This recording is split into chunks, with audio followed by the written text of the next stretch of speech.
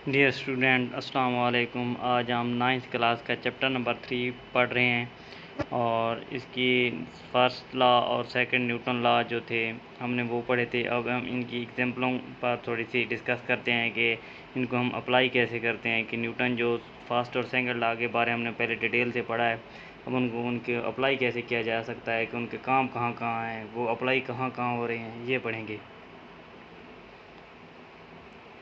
तो यहाँ पर देखें, इसके अंदर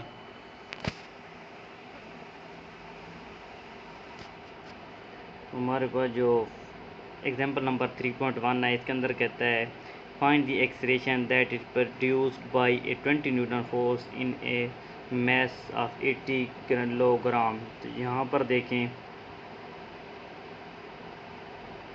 इस चीज़ के अंदर देखें तो यहाँ पर वो एक्सलेरेशन को पूछता है। एक्सलेरेशन हमने फाइंड आउट करनी है। That is produced by 20 Newton force in A mass of 8 kilogram का मैस है, उस पर जब आप फोर्स लगा रहे हैं तो उस पर 20 न्यूटन की फोर्स आप लगा रहे हैं, तो उसके अंदर एक्सलेरेशन कितनी पैदा होगी। तो न्यूटन के सेकंड लॉ के अंदर उन्होंने बात यही की थी कि अगर आप किसी चीज़ पर फोर्स लगाते हैं, किसी बॉडी पर, किसी जिस्म पर, कहीं भी आप फोर्स लगाते हैं, तो जिस डायरेक्शन के अंदर आप फोर्स लगाते हैं उसी डायरेक्शन के अंदर एक्सलेरेशन पैदा होती है, एक बात। दूसरा ये है कि अगर मैस ज़्यादा होगा तो आपको फोर्स ज़्यादा लगानी पड़ेगी। इसके अलावा अगर मैस कम होगा तो आपको फोर्स कम लगाना पड़ेगी।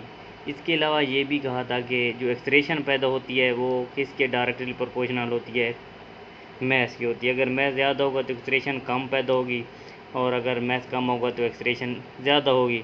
तो यहाँ पर हमने एक्सलेरेशन को फाइंड आउट करना है। तो फर्स्ट उन्होंने क्या दे रखा है कि मैस हमारे पास कितना है, ये हमारे पास हो गया mass m is equal to 8 kilogram. Force हमारे पास कितनी होगी, 20 न्यूटन। अब एक्सलेरेशन को हमने फाइंड आउट करना है, ये हो गई। तो according to second Newton law, ये सेकंड न्यूटन लॉ है हमारे पास, तो F is equal to M A. यहाँ पर क्या कहता है देखें,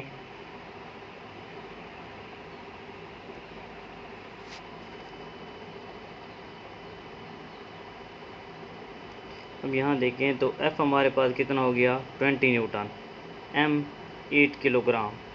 एक्सलेरेशन आपने फाइंड आउट करनी है। अब यहाँ पर एक के साथ 8 जो है वो मल्टीप्लाई हो रहा है। जब हम इसको दूसरी साइड पर लेके जाएंगे तो इस तरह ये क्या हो जाएगा, हमारे पास डिवाइड हो जाएगा। तो A इज इक्वल टू 2.5 हो जाएगा। और न्यूटन हमारे पास किसके इक्वल होता है, मैंने पहले भी बताया कि ये किलोग्राम मीटर पर स्क्वायर की इक्वल होता है। और नीचे हमारे पास किलोग्राम, अब ये किलोग्राम और ये किलोग्राम कैंसिल हो जाएंगे, यहाँ बचेगा हमारे पास 2.5 मीटर पर स्क्वायर। तो एक्सलेरेशन का यूनिट हमारे पास क्या होता है, मीटर पर स्क्वायर ही होता है। अब दूसरी इक्वेशन, दूसरी इसके अंदर हम देखें एग्जांपल के अंदर, यहाँ पर a force acting on a body of mass 5 kilogram produce an acceleration. अब यहाँ पर वो ना क्या कहते हैं कि फोर्स लग रही है और मैस कितना है उस चीज़ का, 5 किलोग्राम है। इसके अलावा वो कहते हैं कि जब हम फोर्स लगाते हैं तो उसके अंदर एक्सलेरेशन जो पैदा हो रही है वो 10 मीटर पर स्क्वायर पैदा हो रही है। What acceleration the same force will produce in a body of mass 8 kilogram. अगर बॉडी 8 किलोग्राम का हो तब एक्सलेरेशन कितनी पैदा होगी। यहाँ पर वो पहले बताता है कि फोर्स हम लगा रहे हैं कितनी, अगर उस पर फोर्स अगर लगा रहे हैं तो जो जिस्म है ना वो 5 किलोग्राम का है, और जब उस पर फोर्स लगाते हैं तो उसके अंदर जो एक्सलेरेशन पैदा होती है वो 10 मीटर पर स्क्वायर होती है, यानी 10 मीटर पर स्क्वायर होती है। तो कितनी फोर्स हमें लगानी पड़ेगी अगर मैस 8 किलोग्राम का हो, व्हाट एक्सलेरेशन, तो एक्सलेरेशन कितनी पैदा होगी उस, अगर 8 किलोग्राम का मैस हो। 5 पर तो उसने 10 की थी, 8 किलोग्राम पर एक्सलेरेशन कितनी पैदा होगी, तो ये हमने फाइंड आउट करके बतानी है। इसके अंदर देखें,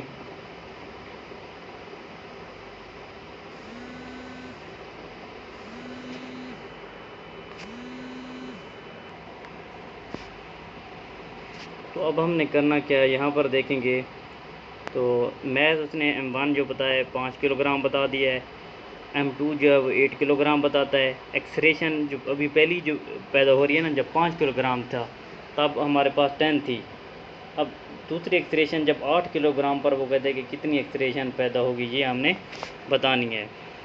F is equal to m1a according to second Newton law, F is equal to m1a, F is equal to m2a, यानी कि हमने दो मैसेज हैं, दो एक्सरेशन हो रही हैं, तो हमने दो फार्मूले लगा लेने। अब इनको इक्वल करते हैं, कंपेयर करते हैं। फर्स्ट इक्वेशन जी, इसको आप फर्स्ट का नाम दे दें और इस इक्वेशन को आप सेकंड का नाम दे दें।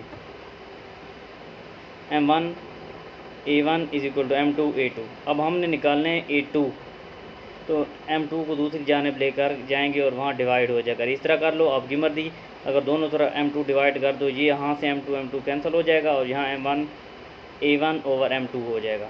इस तरीके से हमारे पास m1 की वैल्यू 5, एक्सरेशन a1 की वैल्यू 10 थी और m2 की वैल्यू 8 थी।